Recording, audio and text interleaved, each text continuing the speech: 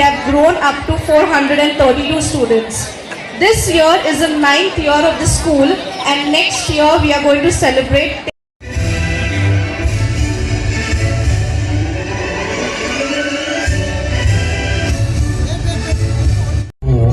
अगर आपका ये सपना बुरी तरह से टूट जाए और आपके सपनों की नाव बीच समंदर में ही डूब जाए, क्या हालत हो जाएगी उस स्टूडेंट की जिसकी एक्सपेक्टेशंस का पहाड़ एक सेकंड में ही ढह जाए। 26% लेके तुम क्या करोगे अनु? तुम अपने फ्यूचर के साथ साथ हम लोग का प्रेजेंट भी रुइन कर रही हो। तुम्हें तो हॉस्टल भेज देना चाहिए।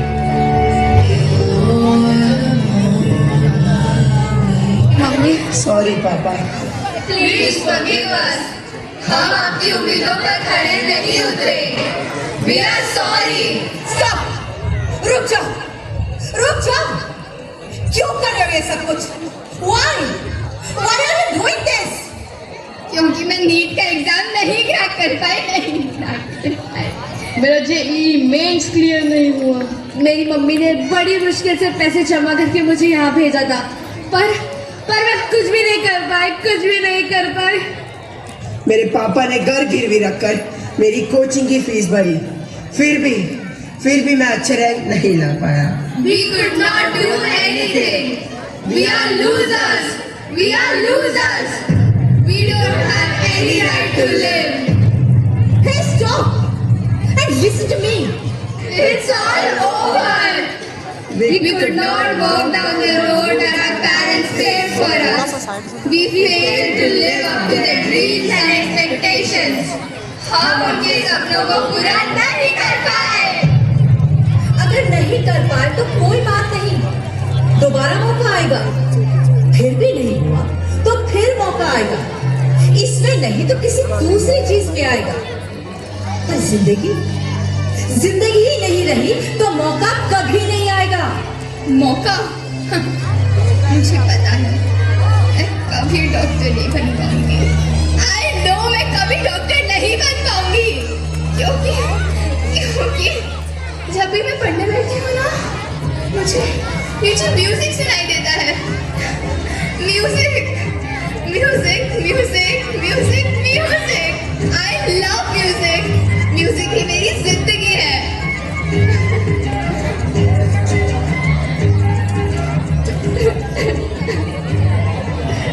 पर I can't. मुझे तो मैथ समझ में ही नहीं आता। जब भी मैं मैथ्स करने बैठता हूँ तो मुझे ना ये सिक्सर, ये कैच, ये आउटसाइड, बस मुझे क्रिकेट के स्कोर सुनाई देते। मुझे बस क्रिकेट के स्कोर सुनाई देते। पढ़ाई, एग्जाम, स्कूल, रैग, मन करता अपने पैरों की बीड़ियों को तोड़ूं और जीभ भर के नाचूं।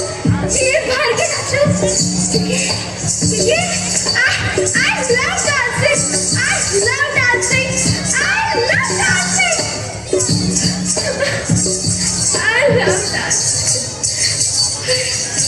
But I can't.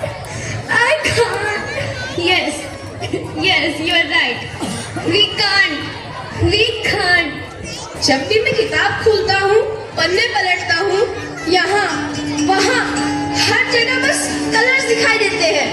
यहाँ वहाँ सब तरफ बस रंग बिखरे नजर आते हैं। मैं अपनी जिंदगी में रंग भरना चाहता हूँ, because I love painting, but नहीं कर सकता। I can't do it. I can't. तो ये बात तुमने अपने पेरेंट्स को क्यों नहीं बताई? We tried multiple times. However, we were always afraid of our parents getting mad at us. फिर हमारे दोस्तों पर, हमारे फोन पर इल्जाम लगाए गए, फिर हमेशा की तरह रटाया लेक्चर सुनाए गए। अगर वो तुम्हें समझाते हैं तो तुम्हारे फायदे के लिए ही ना। उन्हें तुम्हारी फिक्र है। No, they don't care about us. They care only about what others say. लोग क्या कहेंगे? गलत। उन्हें सिर्फ तुम्हारी फिक्र है, इसीलिए तो वो दिन रात मेहनत करके तुम्हारे लिए कमाते हैं। तुम जो मांगते हो सब कुछ दिलाते हैं। पर ऐसे वक्त में हमें वो सब नहीं, उनका प्यार चाहिए। उनकी डांट नहीं, उनका साथ चाहिए। हमें उनका थप्पड़ नहीं, सिर पे हाथ चाहिए। पर उन्होंने हमें समझे भी ना दुनिया की भेड़ चाल में धकेल दिया है। दम घुटता है हमारा। हम जीना चाहते हैं, हर उतार चढ़ाव में बस यही सुनना चाहते हैं। कोई बात नहीं बेटा, हम है ना। उनका ये छोटा सा शब्द हमें डॉक्टर इंजीनियर तो क्या चांद पर जाने से भी नहीं रोक सकता। तो ये बात तुम उनको बताओ ना। We tried many times, but they only want marks. Not all kids can get 99%. Not everyone can become a doctor. Life is so unfair. They should try to understand what we want. They should try to understand our capabilities. नहीं, पड़ोसी का बच्चा NEET की तैयारी कर रहा है तो तुम भी करो। अरे उसके पापा ने उसे कभी कहा कि वो भी मेरी तरह क्रिकेट खेले? क्या सोसाइटी में सिर्फ डॉक्टर इंजीनियर की ही इज्जत होती है, बाकी किसी की नहीं? अगर विराट कोहली, सचिन तेंदुलकर, नीरज चोपड़ा, मैरी कॉम, MS हुसैन, अगर इन सब ने अपना पसंदीदा फील्ड नहीं चूज किया होता तो क्या ये इतिहास रचते? नहीं, वो आज हमारी जगह खड़े होते। डिप्रेशन में। अरे हर बच्चे का कैलिबर अलग होता है, सोच अलग होती है। जो बच्चा जिसमें अच्छा है उसमें लाओ, तब देखो वो क्या कमाल करके दिखाता है। But no, nowadays what our future will be has already been decided by our parents. They don't even ask us what we want to do or what we want to be. Do you think we are depressed because of our grades? No, we are depressed because our parents think that the society's opinion about us is more important than our dreams and ambitions. अरे दुनिया वाले 2 दिन तक बोलेंगे, फिर भूल जाएंगे, पर हम ये सोच के डिप्रेस हो जाते हैं कि हम अपने माँ बाप से आग कैसे मिलाएंगे। But parents only care about their reputation. And teachers only care about their grades. अरे देश का फ्यूचर बोल बोल कर फैक्ट्री चलाई जा रही है, जहाँ पर स्टूडेंट की सोच 0 है और बात करते हैं उसकी मेंटल हेल्थ की। और अगर एंड में कोई बच्चा गिव अप कर दे तो 2 दिन रोएंगे, फिर तीसरे दिन बोलेंगे बेचारा प्रेशर नहीं झेल पाया। अरे प्रेशर दिया किसने? तो क्या प्रेशर का ये मतलब है कि तुम अपनी जिंदगी से क्विट कर जाओ? और तुम्हें पालते वक्त तुम्हारे पेरेंट्स ने जो प्रेशर झेला है उसका क्या? अगर वो उस वक्त क्विट कर जाते तो क्या तुम आज यहाँ खड़े होते? थक्के खा रहे होते सड़कों पर।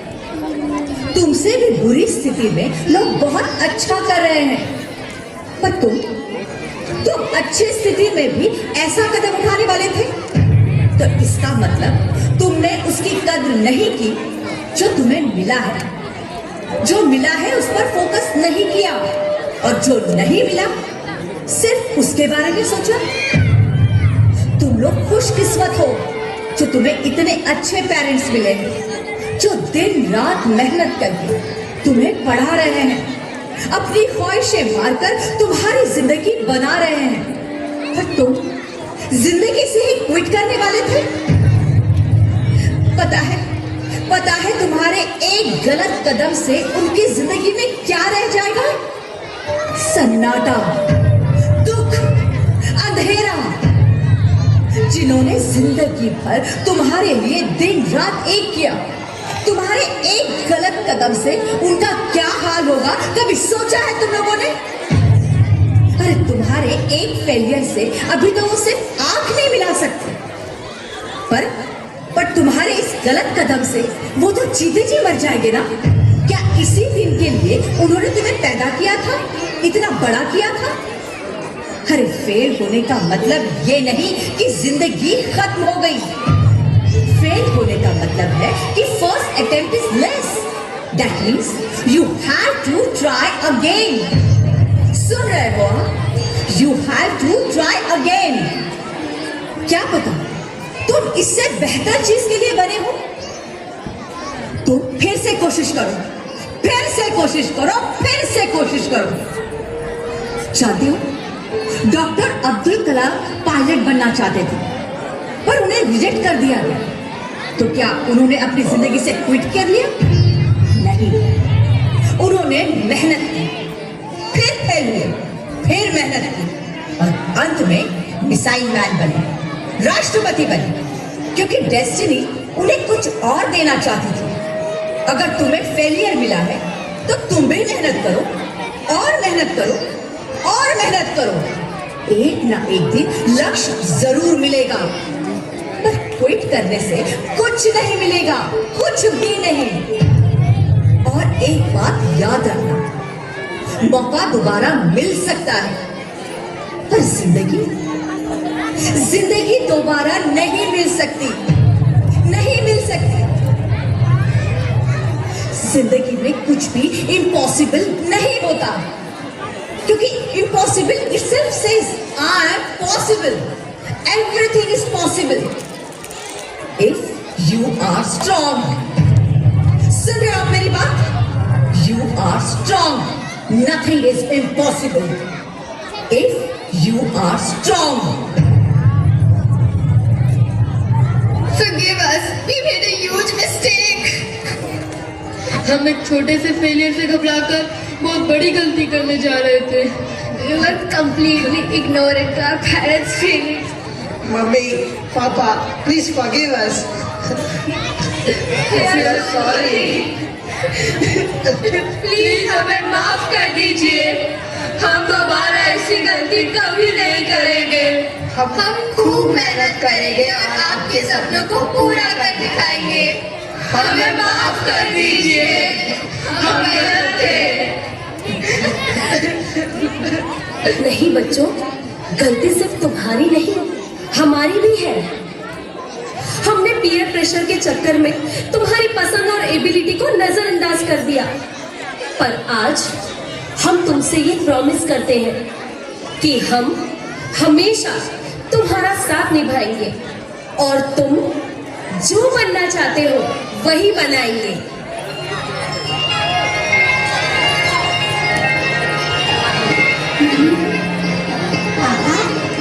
Papa, मम्मी, पापा, आप कलर्स, ओ बैग, oh, swimming goggles. कपड़ा, फ्लूट, नॉवेल। ये पल खुद से निकल, जीते हैं चल, जीते हैं चल, जीते हैं चल। हम मुसाफिर था जाने दे, तू अब आंगन में आने दे। जीते हैं चल, जीते हैं चल, जीते हैं चल, जीते हैं चल, जीते हैं चल, जीते हैं चल, जीते हैं चल। मैं जानता हूं आपने कितनी मेहनत की है। ऑल टीचर्स प्लीज, जितने यहाँ पे अभिभावक बैठे हुए हैं, जितने पेरेंट्स बैठे हुए हैं, ये टीचर्स आपके बच्चों का भविष्य बना रहे हैं। एक बार जोर से तालियां इन टीचर्स के लिए। Thank you so much. इन टीचरों के पीछे जो पहाड़ की तरह जो खड़ी है, उनकी प्रधानाचार्य और मेरी सबसे लाडली स्टूडेंट, स्कूल की प्रिंसिपल, उनके बिना ये कामयाबी हासिल नहीं हो सकती थी। तो जोर से तालियां रोजाना स्कूल की प्रिंसिपल के लिए, जेएम मैडम के लिए जोर से तालियां बजाने का। इतना सुंदर और इतना अप्रतिम कार्यक्रम मैंने पहली बार देखा, इसलिए मैं इतना खुश हो गया हूँ। अभी मैं मेरे भाषण को शुरू करता हूँ। यहाँ रोजारियो ट्रस्ट के सम्मानीय प्रबंधक महोदय, आदरणीय प्रधानाचार्य जी एवं यहाँ पे उपस्थित सभी आसीन सदस्य, जो स्कूल के प्रिंसिपल्स हैं, इस पाठशाला के सारे अध्यापक वर्ग एवं मेरे प्यारे विद्यार्थियों और यहाँ उपस्थित सारे अभिभावकगण, आप सभी को मेरा सादर प्रणाम। सर धन्यवाद। सबसे पहले मैं रोजारो स्कूल जो ट्रस्टी है, प्रबंधक और यहाँ की प्रधानाचार्य, उनका मैं धन्यवाद देना चाहता हूँ, क्योंकि आज उन्होंने इस वार्षिक पारितोषिक वितरण समारोह में मुझे आमंत्रित किया। यहाँ पे आने के बाद मुझे जो खुशी हुई है, मैं उस खुशी को बयान नहीं कर सकता हूँ, क्योंकि बच्चों का परफॉर्मेंस देखकर मैं मंत्रमुग्ध हो गया। इस स्कूल को 10 साल ही हो गए हैं, ये पता चला, और उनका ये 5th खाली एनुअल डे है, लेकिन काबिल तारीफ़ है, क्योंकि बच्चों के परफॉर्मेंस में उन्होंने जो कुछ दिखाया, हमारे जीवन के जितने अंग हैं सारे अंगों को उन्होंने स्पर्श कर दिया और भावुक भी कर दिया। एक नुक्कड़ नाटिका उन्होंने जो सादर कर दी कि आजकल के पेरेंट्स अपने बच्चों के प्रति जो अपनी इच्छाएं थोप देते हैं, उसको विरोध किया है उस नाटिका से, और बता दिया है पेरेंट्स को, अभिभावकों को, कि अपने बच्चों के प्रति आप हमेशा स्नेहपूर्ण व्यवहार रखें और बच्चे क्या करना चाहते हैं उनकी मन की बात जाने और उसी प्रकार उनको बढ़ावा दे। ये बहुत ही अच्छा लगा। और परफॉर्मेंस के अंदर भी उन्होंने हमारी इस भारतीय संस्कृति को जिस प्रकार से उन्होंने प्रदर्शित किया, वो देखकर बहुत ही मुझे अच्छा लगा। और इसके पीछे हम 1-2 घंटे का खाली प्रोग्राम देखते हैं, लेकिन इसके पीछे शिक्षकों की कड़ी मेहनत होती है, और शिक्षकों के पीछे ऐसे उनको बोलते हैं कि सुवर्ण या सोने के जैसे मतलब अच्छा कमांडिंग प्रिंसिपल मिली है, और इसलिए इतना परफॉर्मेंस वो अच्छा कर पा रहे हैं। और अच्छा लगा, इसलिए मैंने बच्चों को बताया कि कभी भी जीवन में पॉजिटिव वे से जीना चाहिए, नेगेटिव वे से नहीं जीना चाहिए। सकारात्मक भावना हमेशा जीवन में आगे लेके जाती है। इसलिए कोशिश करने वालों की, आपने जो मुझे पूछा सवाल, उस पर आ रहा हूँ मैं कि कोशिश करने वालों की हार नहीं होती। ये कविता बच्चों को बहुत ही आगे स्फूर्ति देगी, उनको इंस्पिरेशन देगी और इन बच्चों का भविष्य बनाएगी, ऐसा मुझे लगता है। सारे परफॉर्मेंस देखे, इवेंट देखे, ड्रामा देखे, सबसे अच्छा आपको कौन सा परफॉर्मेंस लगा, कौन सा इवेंट लगा? सर इसमें इन मराठी में बोलते हैं हम डावा उजवा, ये ऐसा नहीं कर सकते सर। परफॉर्मेंस हर बच्चा अपने हिसाब से देता है। जूनियर केजी के बच्चों ने, छोटे बच्चे लोग थे, और उसमें दीक्षा नाम की लड़की थी एक, तो उन्होंने जो नृत्य किया वो बहुत ही मतलब बोलते इस उम्र में उनके पास इतना सेंस है डांस करने का, नृत्य करने का। अगर उनके अभिभावक, उनके पालक उनके ऊपर थोड़ा सा काम करे तो ये बच्चे कल के लिए, उनका जो थीम है, उनका जो ब्रीद वाक्य है उनके स्कूल का, कि आजकल के जो बच्चे लर्नर्स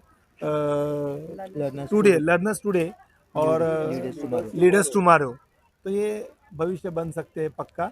क्योंकि बहुत सारे बच्चों को मैंने देखा जो एंकरिंग कर रहे हैं। सबसे बड़ी बात क्या लगी मुझे, बता रहा हूँ, कि बच्चे लोग एंकरिंग कर रहे हैं विदाउट स्क्रिप्ट। आज हम इतने बड़े बड़े भाषण देते हैं, नेता लोग भाषण देते हैं, उनके पास लिखा हुआ भाषण होता है। अगर हमारे 10, 12, 15 साल के बच्चे लोग अगर बिना स्क्रिप्ट अगर इतनी बात हमें बता रहे हैं, तो उनकी स्मरण शक्ति को मेरा सलाम, और उनके पीछे मेहनत करने वाले शिक्षकों को मेरा सलाम, इनके प्रिंसिपल को मेरा सलाम। ऐसा स्कूल मैंने जीवन में देखा। इस समारोह में मतलब शामिल होने का मुझे सौभाग्य प्राप्त हुआ। मैं इस ट्रस्ट को, रोजारियो ट्रस्ट को मैं मन से, तहे दिल से धन्यवाद देता हूँ। और एक अच्छे साथी मिल गए यहाँ पे आने के बाद, बड़े बड़े मतलब काम करने वाले, शिक्षा के प्रति उनका बहुत लगाव है, उनकी भी स्कूल से है।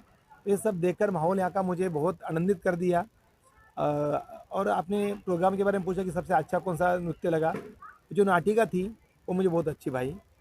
और क्योंकि मैं हमेशा बच्चों का समारोह होता है, बच्चों का गुण गौरव होता है, बच्चों के अंदर जो गुण है उन गुणों को गौरव करो।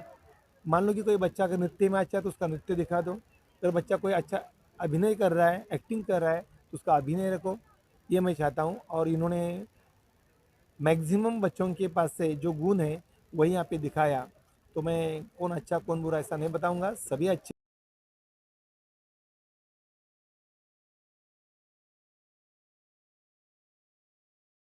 ये सीख दी गई कि डिप्रेशन में नहीं आना चाहिए, तो इसको लेकर आप हमारे व्यूअर्स को क्या कहना चाहेंगे? देखिए, स्कूल जो है वो बच्चों के साथ में काम करता है, लेकिन बच्चों के साथ में काम करना बच्चों का काम नहीं है। बड़े लोग काम करते हैं बच्चों के साथ में, लेकिन बच्चों के साथ में काम करते हुए आपको बच्चों जैसा सोचना भी बहुत ज़रूरी है इसके अंदर। और हमने क्या किया है कि हमारे अपने जो ख्वाब हैं उसका लोड भी बच्चों के कंधे पे डाल दिया है। हम कई बार पूछते भी नहीं हमारे बच्चों से कि वो क्या बनना चाहते हैं ज़िंदगी में। हमने पहले सेट कर लिया हमारे दिमाग में कि मुझे मेरे बच्चों को ये बनाना है, मैं ये नहीं बन पाया इसलिए मुझे मेरे बच्चों को ये बनाना है, जो कि डबल लोड डाल दिया अपने बच्चों के ऊपर। अभी अगर सोचो आप कि एक रेस के अंदर आपने बंदर को, मछली को, चीते को, पक्षियों को, सबको पेड़ पे चढ़ने के लिए अगर आपने स्पर्धा में खड़ा कर दिया है तो हर बार बंदर फर्स्ट आएगा, क्योंकि नेचर ने बंदर को झाड़ पर चढ़ने में महारत हासिल किया हुआ है। और इस रेस में मछली हमेशा हार जाएगी क्योंकि उसे पानी में तैरना आता है। तो उस रेस के बाद में अगर हम ये बोलें कि हमने सभी बच्चों को समान मौका दिया था, सबको एक ही टास्क दिया था, सबका डिस्टेंस भी उतना ही था, मछली तो नालायक समझते रहेगी अपने आप को ज़िंदगी भर। तो आज के ये प्रोग्राम में उन्होंने ये दर्शाने का बहुत अच्छे से कोशिश किया है कि हर बच्चा अलग तरीके से बना है। जैसे दुनिया एक ही है, लेकिन मेरी दुनिया सर की दुनिया से बिल्कुल अलग है। आप पत्रकार हैं, आपकी दुनिया प्रिंसिपल की दुनिया से बिल्कुल अलग है, लेकिन दुनिया एक ही है हमारी। तो वो जो मैसेजिंग गया है ना, वो बहुत स्ट्रॉन्ग गया है। और मैं पिछली बार भी आया था तभी भी मैंने ये देखा, और मैं हुसैन सर से भी यही कह रहा था कि हम प्रोफेशनल्स लोग को लाकर अगर गवा दें, हम प्रोफेशनल लोग को ला के अगर संगीत करवा दें, डांस करवा दें, वो ना ट्राई करके हमारे पास जो अवेलेबल रिसोर्स हैं टीचर्स का, बच्चों का, उनसे इतना शानदार काम करा ले। और इस बात का डर खौफ ना रखे दिल में कि मेरा बच्चा भूल गया तो, अगर उसको समझ में नहीं आया तो, अटक गया तो बीच में क्या होगा, मेरे पूरे प्रोग्राम का वैल्यू ख़राब हो जाएगा। ये बहुत बड़ी हिम्मत की बात है और गेल मैडम को और उनकी पूरी टीम को मैं इसके लिए मतलब उनको मुबारकबाद देना चाहता हूँ कि अपने बच्चों पे ये कॉन्फिडेंस दिखाना कि तुम स्टेज पे जाके प्रोफेशनल लोग का काम कर पाओगे, ये बहुत बड़ा मैसेज है मतलब मेरे हिसाब से। सर, जो गेल मैडम ने कहा था एक दिन पहले कि हम लोग इसमें आराम करेंगे, आप लोग भी देखिएगा प्रोग्राम के, बच्चे परफॉर्मेंस करेंगे, मतलब उनके ऊपर कॉन्फिडेंस था कि बच्चे परफॉर्मेंस करें और अच्छा किए। क्या कहना चाहेंगे मैडम? हाँ बिल्कुल, जब तक आप यकीन नहीं करोगे अपने बच्चों के ऊपर तो कैसे वो साबित कैसा करेंगे अपने आप को। और फिर आपने देखा होगा स्टेडियम में जो है खिलाड़ी शोर नहीं मचाता है कभी भी, ऑडियंस शोर मचाती है। लेकिन खिलाड़ी साफ सुथरा नहीं रह सकता ना, खिलाड़ी को मैदान में उतर के अपने आप को मिट्टी में मिला लेना पड़ता है, उसके बाद में उसके पास सर्टिफिकेट आता है, उसके बाद में उसके पास ट्रॉफी आती है। लेकिन वो जो कर गुजरने की जो भावना है उसके पीछे टीचर्स का, माँ बाप का बहुत बड़ा हाथ होता है, मतलब है ना। देखो, गिरना गुनाह नहीं है, लेकिन जहाँ गिरे वहाँ पड़े रहना गुनाह है। इंग्लिश में कहावत है, falling down is never a crime but staying down is. तो हमारे बच्चों को ये बोलना है कि हम हार नहीं मानेंगे, ऐसा नहीं है, हर बार लड़ना है और हर बार खड़े हो जाना है। तो ये मैसेज ये स्कूल से जाता हुआ दिखाई दे रहा है। और एक बात मैं ज़रूर बोलूँगा कि मालवनी में कम से कम 50 के ऊपर स्कूल्स हैं और 70-75 हज़ार बच्चे प्राइवेट स्कूलों में जाते हैं। लेकिन मुझे नहीं लगता है कि पूरे मालवनी में जो भी स्कूल के प्रिंसिपल्स हैं, मैं भी उसमें शामिल हूँ, इतना ज़्यादा क्वालिफाइड कोई प्रिंसिपल वहाँ पे होगा जो खुद PhD कर रही हैं। तो आप सोचिए कि वो पढ़ाई कब का ख़त्म कर चुकी होती है, आराम से रिलैक्स कर रही होती है, लेकिन वो आज भी थीसिस कर रही हैं, आज भी पेपर सबमिट कर रही हैं और दिन रात मेहनत कर रही हैं। तो वो क्या लेवल का कमिटमेंट लेकर आ रही है, इससे आप अंदाज़ा लगाइए। मतलब उसके अंदर ये बहुत बड़ी बात है मेरे लिए। आपने इस प्रोग्राम के अंदर बाकी बहुत सारे प्रोग्राम आपने सुनकर देखा होगा, क्या आपको अलग लगा? पहली बात तो मैं आप तीनों का धन्यवाद करना चाहता हूँ इस बात को लेकर के मालवनी के हर कोने और हर चप्पे में, है ना, मुझे लगता है जहाँ पर कोई नहीं पहुँच पाता और जहाँ पे शानदार काम होता है वहाँ पर आप पहुँच जाते हो। और जो कोशिश है आप लोग की मालवनी को एक अच्छे प्लेटफॉर्म पे दिखाने की, मुझे लगता है बहुत सराहनीय। तो आप तीनों का, हम सबकी तरफ से आप सब लोगों का धन्यवाद, और तमाम जितने भी यूट्यूब चैनल हैं उन सब लोगों का, जिस तरीके आप लोगों की कोशिश है बहुत सराहनीय है। रही बात प्रोग्राम्स की, तो एक और बात मैं बोलना चाहता हूँ कि अभी 10वीं के बोर्ड एग्जामिनेशन आने वाले, तो तमाम आने वाले बच्चों को मैं ऑल द बेस्ट विश करना चाहता हूँ। और जैसे इस प्रोग्राम में बताया गया कि आपको डिप्रेस नहीं होना है, लाइफ में चैलेंजेस आएंगे बहुत सारे, है ना। आपके जो मेंटर्स है, आपके जो लीडर्स है, वो आपकी एक्चुअल में असल ताकत है। और जब भी मौका मिलेगा आप अपने प्रिंसिपल्स के पास जाइए, और जब भी आपको मौका मिले अपने टीचर्स के पास जाइए, वो आपके साथ खड़े रहेंगे। और ये प्रोग्राम सिर्फ एक जरिया होता है एक मैसेज पहुंचाने का, जो कि रोज टीचर हर क्लास में करती है। जो आपने आज डेमो देखा है, इस तरीके की प्रेरणा, इस तरीके की कोशिश हर टीचर अपने अपने शिष्यों के साथ में, अपने बच्चों के साथ में वो डेली करती है।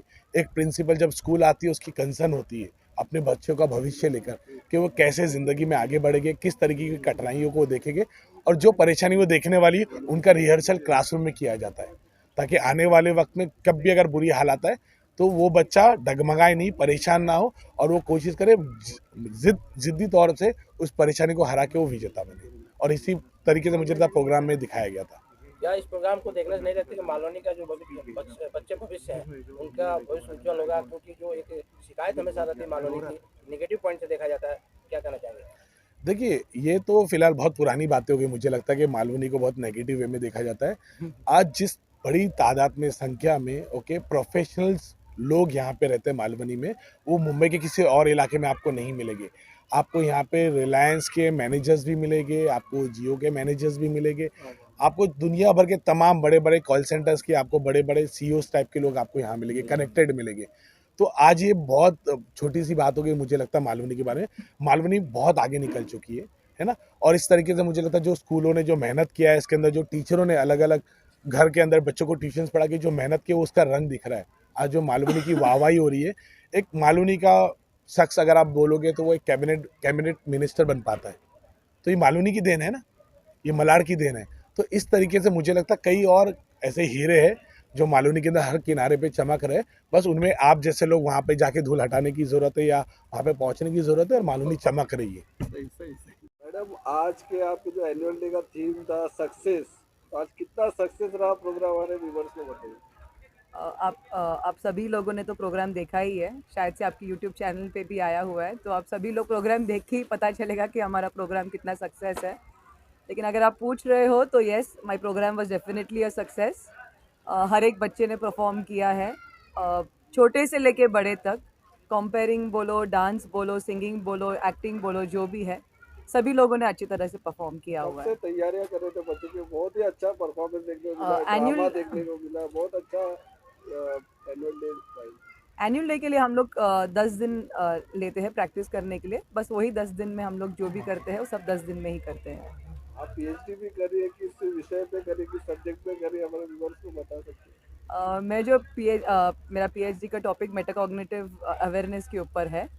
तो बेसिकली जो बच्चे हैं, हम लोग बोलते हैं thinking of thinking. For example, अगर आप कोई सोच रहे हो तो वो सोच क्यों सोच रहे हो, तो ऐसा मेरा टॉपिक है। तो एक बार जब वो ख़त्म हो जाएगा तब मैं आप सभी लोग के सामने उसको प्रस्तुत कर दूंगी। आपकी स्कूल में मार्शल आर्ट भी शुरू हुआ है, उसके बारे में बताइए। जेनिथ फाउंडेशन के थ्रू, उसमें रफ़ीक सर है, हुसैन सर है। जेनिथ मॉम्स ग्रुप जो है उसके अंदर हम सभी लोग एक मेंबर्स है। रफ़ीक सर ने शुरुआत किया था उसको।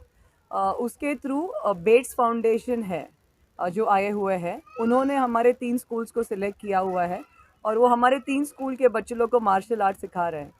उसमें से हमारे स्कूल के बच्चे लोग को सिलेक्ट किया जाएगा, और दुबई में टूर्नामेंट है ये साल नवंबर में। कितने बच्चे कर रहे हैं, boys girls both? Boys girls mixed है। मेरे स्कूल से 182 स्टूडेंट्स पार्ट ले रहे हैं। रफ़ीक सर और हुसैन सर के स्कूल में अलग नंबर्स है। मैडम, एक सवाल ये है कि आपने सही समय पे जो डिप्रेशन की जो एक नाटक किया गया था, जो प्रदर्शन हुआ है यहाँ पे, अभी कुछ ही दिन में एग्जाम होने वाले हैं, तो शायद आपने सही समय पे सही जगह पर क्लिक किया है ताकि बच्चों को इसका फायदा मिलेगा। ये टॉपिक मैंने क्यों लिया था, क्योंकि क्या होता है कि हमारा जो क्राउड है, सभी पेरेंट लोग एजुकेटेड नहीं हैं, लेकिन सभी पेरेंट लोग क्या करते हैं, अपने बच्चे लोग के ऊपर जोर डालते हैं पढ़ाई के लिए, परसेंट के लिए। लेकिन जो हम लोग ने नोटिस किया हुआ है कि सभी बच्चे पढ़ाई में आगे नहीं है, बाकी चीज़ों में भी आगे। अभी हम लोग मार्शल आर्ट्स देख रहे हैं, स्कूल में क्रिकेट है, और फिर जो कंप्यूटर्स है, सिंगिंग है, डांसिंग है, ये सब में भी बच्चे बहुत आगे हैं, और आप लोग ने परफॉर्मेंस में देखा हुआ रहेगा। तो पेरेंट्स क्या करते हैं, सिर्फ पढ़ाई पढ़ाई पढ़ाई पढ़ाई। तो वो कारण की वजह से मैंने ये एक एक्ट रखा हुआ था।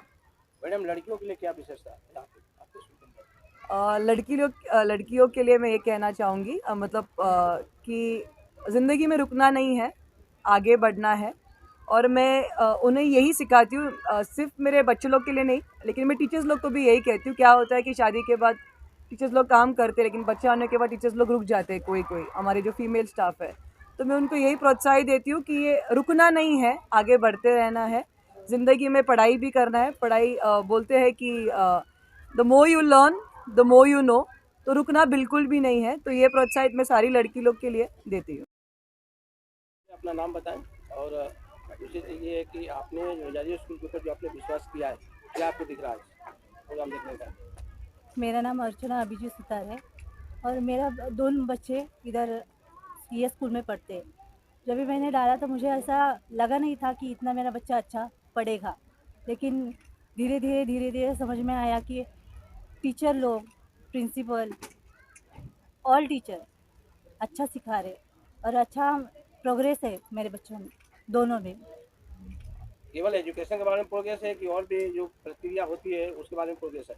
जैसे कि मैं अभी बता सकती हूँ कि क्रिकेट में और कंप्यूटर में भी उसको थोड़ा ये दिखा रहा है। लेकिन मार्शल आर्ट भी शुरू किया है आपकी क्लास में, तो कितने बच्चे आप लोगों को किसके बच्चे जो है? हमारे सब बच्चे सब मार्शल आर्ट में। तो उसमें कितनी लड़कियां हैं? आगे आपके जैसे 2 बच्चे हैं ना, लड़कियां हैं, बच्चे हैं? मेरी छोटी लड़की है और बड़ा लड़का है। लेकिन आपको एक उम्मीद है कि स्कूल में जूडो कराटे सीखने को मिलेगा, बच्चा इसमें पढ़ेगा तो, और स्कूल को भविष्य को देखते बच्चों का भविष्य भी उज्ज्वल है। आप किस तरह से देख रहे हैं?